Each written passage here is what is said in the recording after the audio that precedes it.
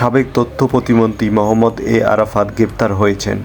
মঙ্গলবার তাকে রাজধানীর একটি অভিজাত এলাকা থেকে গ্রেপ্তার করা হয়, তবে এলাকার নাম জানা যায়নি।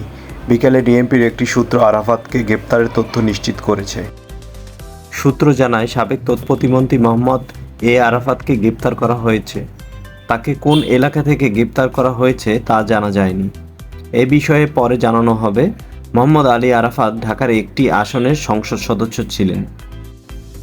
5 আগস্ট শেখ হাসিনা দেশ ছাড়ার পর সাবেক এই প্রতিমন্ত্রীকে জনসম্মুখে দেখা যায়নি। তিনি কোথায় আছেন সে সম্পর্কে কোনো তথ্য পাওয়া যায়নি। আরাফাত ঢাকার ফরাসি দূতাবাসে লুকিয়ে রয়েছেন গত 14 আগস্ট, এমন তথ্য সামাজিক যোগাযোগ মাধ্যমে ছড়িয়ে পড়ে। পরে এ বিষয়ে প্রতিক্রিয়া জানায় ঢাকার ফরাসি দূতাবাস। ফ্রান্স দূতাবাস জানায়, সাবেক প্রতিমন্ত্রী মোহাম্মদ এ আরাফাত ফরাসি দূতাবাসে লুকিয়ে আছেন, এমন গুজব সামাজিক যোগাযোগ মাধ্যমে প্রচার করা হচ্ছে, তবে এটি সম্পূর্ণ মিথ্যা। এদিকে গত 12 আগস্ট মোহাম্মদ আলী আরাফাত তার স্ত্রী ও তাদের মালিকানাধীন ব্যবসা প্রতিষ্ঠানের ব্যাংক হিসাবে লেনদেন স্থগিত করার আদেশ দেয় বাংলাদেশ ব্যাংকের আর্থিক গোয়েন্দা বিভাগ। সব ব্যাংক ও আর্থিক প্রতিষ্ঠানের কাছে এ নির্দেশনা পাঠানো হয়।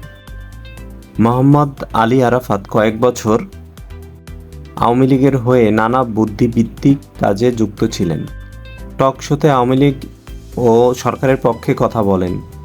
2022 সালের ডিসেম্বরে প্রথমবার আওয়ামী লীগের কেন্দ্রীয় কমিটি নির্বাহী সদস্য হন তিনি। গত বছরের জুলাইয়ে ঢাকা 17 আসনের উপনির্বাচনে বেসরকারিভাবে নির্বাচিত হন আওয়ামী লীগের প্রার্থী মোহাম্মদ আলী আরাফাত। পরে জাতীয় নির্বাচনে সংসদ সদস্য হয়ে তথ্য প্রতিমন্ত্রী হিসেবে দায়িত্ব গ্রহণ করেন।